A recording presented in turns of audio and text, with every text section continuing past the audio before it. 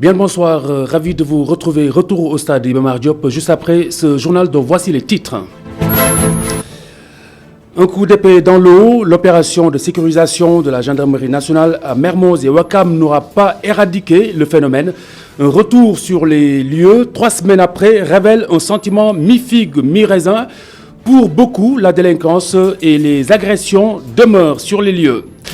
L'étoile du Sénégal brille dans la sphère mondiale de l'astronomie. Maïram Kairé devient le tout premier Sénégalais homonyme d'un astéroïde. L'astéroïde, un petit corps solide du système solaire de quelques centaines de kilomètres de diamètre maximum.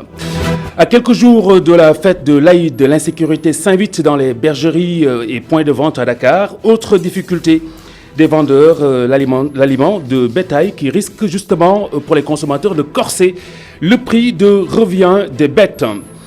Fenêtre d'Afrique nous mène ce soir en Guinée-Conakry. Notre correspondant revient notamment sur la crise consécutive à la découverte d'or à Géoul et à la fermeture de cette mine. 3 morts aujourd'hui. Et dans un instant, le développement.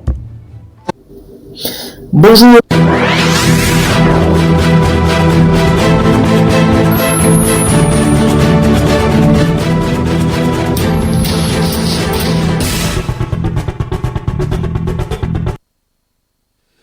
Bienvenue à tous. Mermoz et Ouakam, la peur et la psychose résistent dans le quartier encore. Déjà, plus de 800 personnes, vous vous rappelez, avaient été interpellées. C'était le 5 juin dernier, au terme d'une opération de sécurisation de la gendarmerie nationale. Eh bien, 3 semaines après, l'ancienne piste est partagée. La descente musclée des hommes en bleu n'aura pas satisfait les riverains aux yeux de beaucoup. Les délinquants n'ont pas abdiqué et les insatisfaits révèlent par ailleurs une absence de suivi. C'est un reportage sur place de Mam Abdougaï Kassé. Regardez. Ancienne piste, au lieu de la délinquance. Dans ce garage mécanique, ce monsieur y travaille en tant qu'électricien. Il est par ailleurs le porte-parole. Il ne voit aucune amélioration après la descente musclée des forces de l'ordre, car la plupart des malfrats arrêtés sont de retour. À vrai dire, je ne trouve aucune amélioration. La plupart des personnes interpellées sont relâchées et elles sont là. Parmi elles, les caïds que nous connaissons très bien. Donc, à quoi servent réellement ces opérations de sécurisation? Sans détour, il déplore le manque de suivi des opérations de sécurisation et la complicité de certains travailleurs qui protègent les délinquants. Si l'État ne voulait pas qu'il y ait des délinquants ici, il allait y remédier en un rien de temps. L'autre fait est qu'il y en a parmi nous qui protègent ces malfrats parce que tout simplement ce sont leurs amis et qu'ils leur vendent du chanvre indien. Dans sa tangana, à l'intérieur de l'ancienne piste, cette dame soutient le contraire. Elle vient tous les jours sur les lieux pour vendre de l'eau fraîche aux ouvriers. Les agressions et la délinquance ont fortement régressé. Ceux qui s'adonnent encore à ces pratiques se trouvent de l'autre côté de la piste. Les autres, à la descente, rentrent tranquillement chez eux. Au moment où Fatou parlait, le propriétaire du Tangana était en train d'éplucher des pommes de terre. Il confirme à son tour la baisse des agressions. Depuis ce coup de force de la gendarmerie, nous ressentons vraiment une baisse considérable des agressions. Nous rendons vraiment grâce à Dieu. La délinquance et la criminalité quotidienne inquiètent fortement les Dakarois qui exigent des mesures fortes.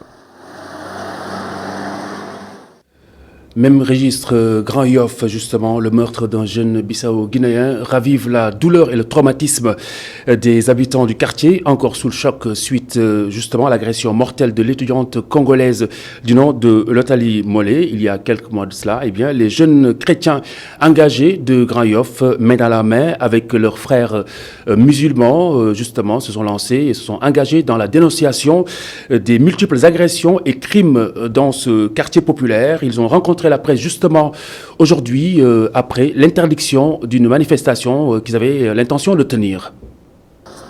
Insécurité, agression, série de meurtres étouffent les habitants de la commune de Grand Yoff. Le mouvement des jeunes chrétiens engagés, en collaboration avec les musulmans du quartier, dénonce ce fléau qui gangrène leur commune.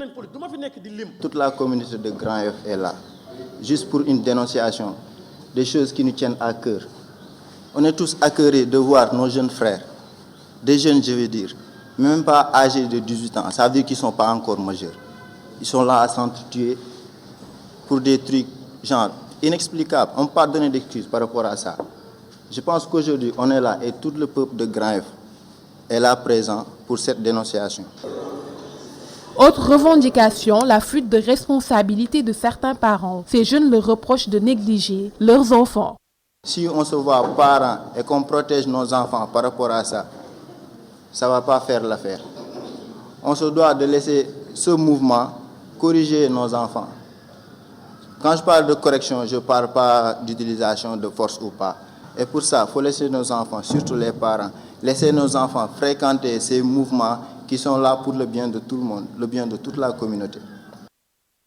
Les jeunes de Grand Yoff lancent un appel aux autorités afin de trouver des solutions pour éradiquer cette insécurité qui sévit dans leur quartier. Merci. Il faudrait que nous, jeunes, commencions d'abord à mener ce combat et on a besoin d'appui. Et cet appui, je pense que là, aujourd'hui, on commence à le sentir. Parce que ce n'est pas facile de mobiliser ces communautés comme on l'a fait aujourd'hui. Il y a de ces choses vraiment à déplorer et on a besoin d'aide.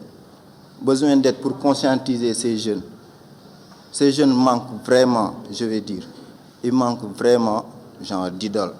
Les multiples agressions et meurtres créent la psychose chez les riverains de Grand Yoff. Ces jeunes se disent très engagés et comptent se donner la main pour résoudre cette insécurité. Lutte contre la corruption, le coordonnateur du Forum civil encourage l'État du Sénégal à s'engager davantage. Birahim Seck qui préconise la consolidation et la révision des lois concernant justement la déclaration de patrimoine, la réforme en profondeur de la CREI, la Cour de répression de l'enrichissement illicite et de la magistrature est aussi une de ses principales préoccupations. Écoutez-le. Il n'y a pas de blanchiment d'argent sans pourtant qu'il y ait une infraction pénale. Et par cette infraction également, il y a la corruption. Il y a également un besoin pour le Sénégal de consolider et de réviser certains textes ou bien certaines normes de prévention contre la corruption. Je vous parlais par exemple de la loi sur la déclaration de patrimoine. Il faut impérativement réadapter également cette loi par rapport à la réalité du moment, surtout même par rapport à dans un contexte où il y a un besoin de lutter contre le financement du terrorisme, comme c'est à la mode. Parce que souvent, le financement du terrorisme provient de ressources illicites. D'où également la nécessité aujourd'hui de renforcer ou bien même de réformer en profondeur la Cour de répression de l'enrichissement illicite, qui est aujourd'hui une instance judiciaire aphone, inactive par rapport également à l'attente des Sénégalais. Le président de la République, au mois de décembre, avait émis l'idée, son souhait donc de mettre en place ou bien de créer un parquet national financier. Et le Forum civil avait fait également une proposition allant dans le sens de renforcer ce parquet national financier.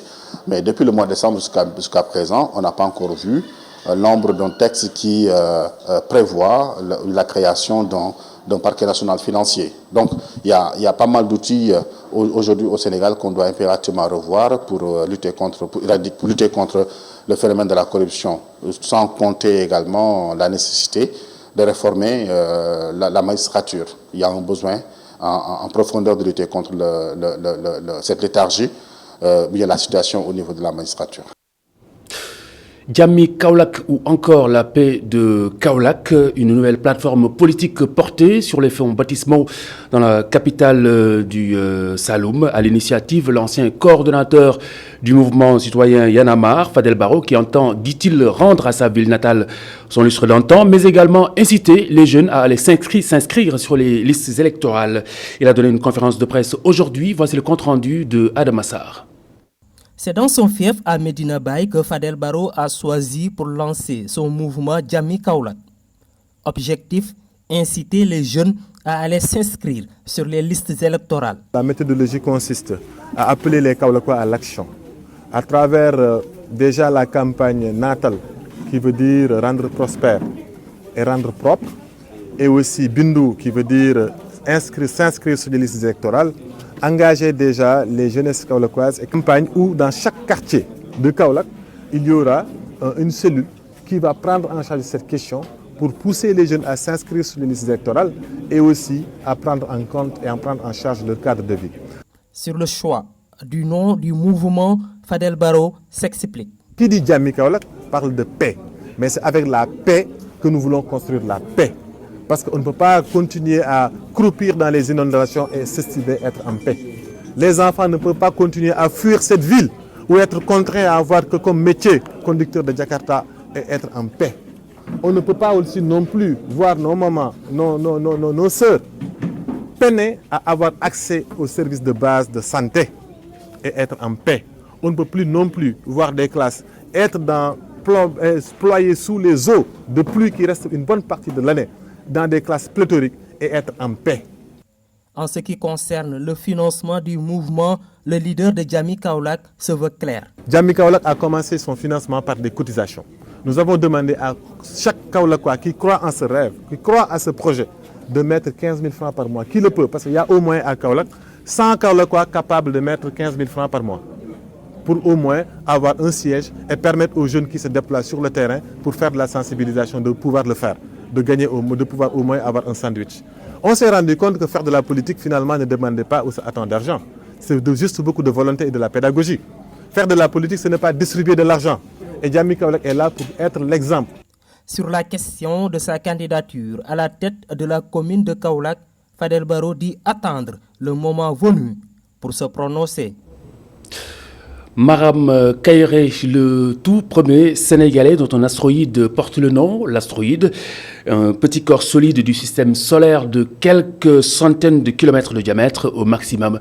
Le président de l'Association sénégalaise pour la promotion de l'astronomie se réjouit de cette distinction, mais surtout estime que c'est une occasion justement pour le Sénégal d'achever ses projets, à savoir l'Observatoire d'astronomie, le planétarium, le centre de construction de microsatellites et particulièrement l'Agence sénégalaise d'astronomie. Marem Kairé, l'étoile du Sénégal, est au téléphone e-radio de El Hadji Malick Cissé.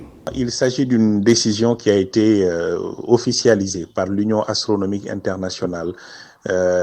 C'est l'organisme qui coordonne le travail des astronomes au niveau mondial. C'est une sorte de Nations Unies pour la communauté astronomique scientifique. Et donc, elle a validé cette décision de donner mon nom à l'astéroïde 35462. C'est le numéro officiel qu'il avait jusqu'au moment de cette officialisation. Donc, ça a été découvert le 27 février 1998. Et depuis, donc, c'est un numéro qu'il portait. Et en reconnaissance certainement par rapport à notre apport pour le développement de l'astronomie ici au niveau du Sénégal et sur le continent africain, donc ils ont officialisé la décision de donner mon nom à cet objet du système solaire. Alors c'est un honneur, mais que je partage pleinement avec le Sénégal, et ça avait été annoncé lors de la mission de la NASA que nous avons dirigée ici au mois de septembre 2020, mais c'est une décision qui demande un certain niveau de validation. Il faut un comité spécial de l'Union astronomique internationale pour valider ces décisions. J'en profite pour lancer un appel aux autorités pour vraiment investir massivement dans le développement de ces sciences. Et aujourd'hui, à travers cette distinction, à travers cette nomination d'un objet du système solaire au nom d'un Sénégalais, c'est tout le Sénégal qui est honoré, et nous ne pouvons qu'en être très fiers. C'est donc l'étoile du Sénégal qui brille dans cette sphère de l'astronomie mondiale. Rufisque, le conseil départemental met sur pied un plan alimentaire territorial. Objectif, assurer de manière durable la consommation. Le plan est le fruit d'une étude menée sur le système alimentaire territorial du département. Celle-ci a permis de déterminer le mode de production et de consommation des populations. Par ailleurs, des contraintes liées au foncier et à l'eau ont été identifiées comme obstacles au développement des exploitations familiales, des exploitations qui représentent la base du plan alimentaire. Babacar Seck. Le plan alimentaire territorial initié par le conseil départemental de Rufisque à son comité de gouvernance locale. Sauvegarder les exploitations agricoles familiales et l'appui à la transformation des produits sont quelques-unes de ses missions. Le premier axe vise à tout faire pour défendre les exploitations familiales au niveau du département Rufisque en matière de production de légumes et de fruits. Un deuxième aspect est lié à l'appui à la structuration du système de transformation des produits agricoles. Et ensuite, le troisième axe est lié à, si vous voulez, assurer, tout faire pour pérenniser une alimentation saine, mais dans la durée. La réalisation de ce plan reste suspendue à un certain nombre de préalables liés à la question foncière et à la gestion de l'eau. Il s'agit d'abord de sécuriser les espaces des exploitations familiales, sans production, point de consommation, point d'alimentation. Et ensuite, sécuriser l'eau, l'accès à l'eau. Il est tout à fait possible que Rufisque ait perdu des terres au profit de l'habitat, parce que tous les promoteurs immobiliers se ruent sur cette zone. Mais quand il y a à faire un arbitrage entre un immobilier, un promoteur immobilier et une exploitation familiale, mais il est tout à fait possible que l'on penche très souvent du côté du promoteur immobilier du fait que ça vous rapporte beaucoup plus de ressources qu'une exploitation familiale. Mais tout cela, il faut qu'on puisse ensemble gérer ça. Le plan alimentaire territorial du département a commencé ses activités avec l'ouverture de cuisines centrales pour les cantines scolaires au lycée moderne et à Yenne. Le summertime à la piscine pour beaucoup de Sénégalais cette année. Il était à la piscine donc pour se rafraîchir, mais aussi sans doute pour mettre les enfants à l'abri, surtout avec cette recrudescence déplorée des cas de noyade un peu partout sur les plages de Dakar. Depuis quelques jours, l'Olympique Club de la capitale refuse du monde et pas que des passionnés de natation. Mafal Fall et Aïssatou Khan, reportage sur place, regardez. À l'Olympique Club, une vingtaine de personnes est venue profiter de la piscine. 3 piscines selon l'âge et ou le choix. 2 maîtres nageurs surveillent celle de 2 mètres de profondeur équipée d'un toboggan. À la faveur de la fermeture de la piscine olympique, la clientèle a augmenté et reste fidèle. On reçoit assez de monde pour le moment. La fréquentation augmente de plus en plus. Comme on est en période de vacances et il fait chaud, c'est normal qu'on ait beaucoup de monde. Surtout les week-ends, on reçoit beaucoup de monde quand même. On a une clientèle fidèle qui vient souvent à la piscine et tout ça. Plus, il y a plus de sécurité ici. À cause de la recrudescence des cas de noyade, plusieurs parents sont venus inscrire leurs enfants au cours de natation pour les mettre à l'abri. Ça c'est sûr, ça c'est un problème qui est assez dur. C'est pas cette année-ci seulement, c'est durant toutes les autres années, c'est comme ça. Cela pousse aussi les parents à amener leurs enfants faire les cours de natation, savoir nager, avoir plus de sécurité et tout ça, parce que la natation, elle est obligatoire. Il faut, à bas âge, il faut vite le commencer, ça vous permettra d'être un peu en sécurité. C'est à l'âge de 6 ans que Nabila a inscrit son fils au cours de natation. En club, son fils vient 3 fois par semaine afin de préparer des compétitions. Prix de sécurité, donc c'est très important que les enfants sachent nager. Pour au moins, ils sont préparés, on ne sait jamais s'il y a un accident. On est amené à être toujours au bord de l'eau, en piscine. Donc il vaut mieux qu'ils sachent nager. Parce que ça c'est fait tout en douceur dans l'eau. Sport complet, de plus en plus d'individus s'intéressent à la natation. Il y a une affluence vers les piscines pour joindre l'utile à l'agréable, surtout avec l'été qui s'annonce. À quelques jours de la fête de l'Aïd, certains cousins Silène et Cissé ont sans doute déjà l'eau à la bouche et pendant ce temps, l'insécurité s'invite dans les bergeries et points de vente à Dakar.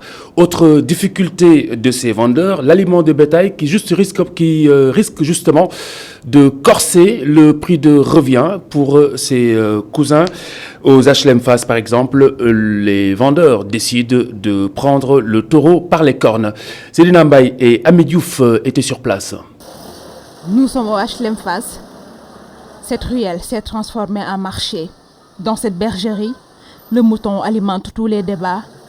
Le vendeur est souvent confronté à des problèmes d'insécurité. Sincèrement parlé, nous avons jël suñu ay matuwaay bopp parce que amuñu sécurité bu doy parce que doo fi gis policier doo fi gis kenn. La sécurité est insuffisante vraiment. On ne voit ni policiers ni gendarmes. L'État doit nous aider vraiment, c'est très difficile à notre niveau. Je suis obligé d'engager des gens pour surveiller les moutons. maa leen jël di leen fay plus de 4 personnes ñoom ñooy ñëw ñoom ñooy fanaan ñoom ñooy relevanté quoi. Au-delà de l'insécurité, les dépenses quotidiennes pour nourrir ces moutons sont devenues un véritable casse-tête. En plus de cela, on est confronté à d'autres problèmes. Le sac de foin est trop cher. Ici, on achète tout, même l'eau. J'ai 65 moutons avec moi. Ils mangent un sac par jour et la tabaski est encore très loin. Vous imaginez la situation, c'est vraiment difficile.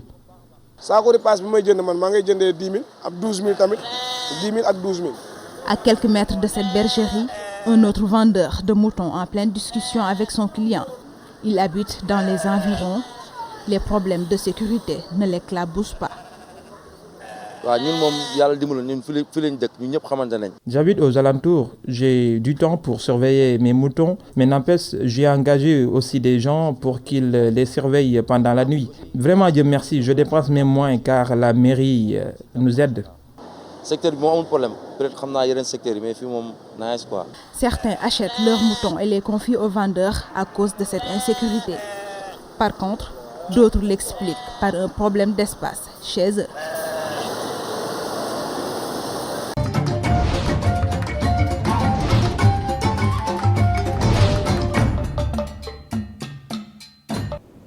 Cap sur Conakry avec la fermeture de la mine de Gaol qui fait encore des victimes. 3 morts déplorés aujourd'hui. Les habitants de la ville ne savent plus justement où donner de la tête et l'État semble dépasser. Les explications de Mamadou Mokhtar Souaré. Bonjour chers toutes et tous, bonjour à l'ensemble des téléspectateurs de ITV, c'est un plaisir de vous retrouver depuis Conakry. Alors ce matin, on ne se limite pas là, pas à Conakry en tout cas, destination le nord-ouest de la Guinée, à Gaoual plus précisément. Vous vous souvenez, il y a quelques jours donc, je vous parlais là sur cette antenne de Gaoual, ville où avait été découvert donc de l'or à Kossitel plus précisément. Et puis je disais à l'époque, depuis toutes les destinations mènent vers Gaoual. Mais encore, il faut dire que les choses se sont depuis compliquées car les problèmes se sont multipliés. Alors, premier problème déjà, il faut dire que la mine de Kossitel commence à déjà enregistrer des éboulements. Hier, on a annoncé donc le tout premier cas qui a fait un mort.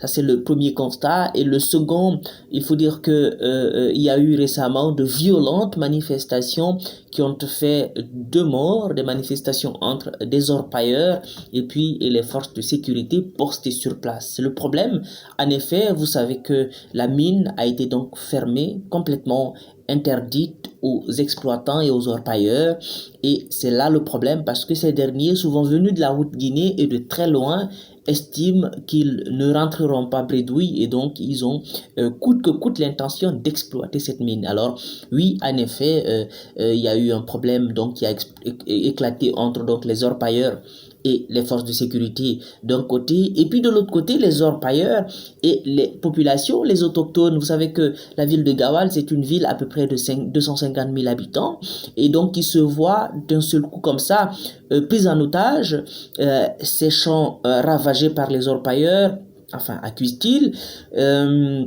donc vraiment tout le lot de vices et de problèmes qui va donc avec l'exploitation de l'or. Alors ces populations se sont donc révoltées contre les orpailleurs, il y a eu bagarre et échauffourée et finalement donc il y a eu 2 morts.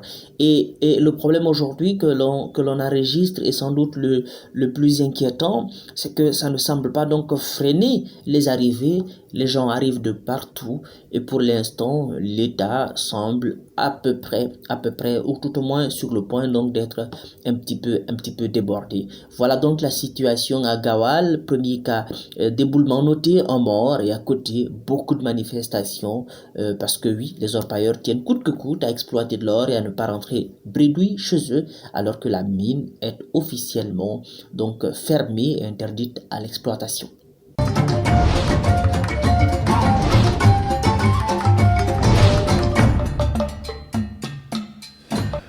Merci Mamadou Mokhtar Soirée. Nous rendons l'antenne à Ibamar. C'est la fin de ce journal. Ce sera pour la suite donc de ce face-à-face Site et Papa Sow. C'était un plaisir de vous servir. Demain, 19h45, Adama Anouchkaba reprend ses clés. Bonne soirée sur ITV.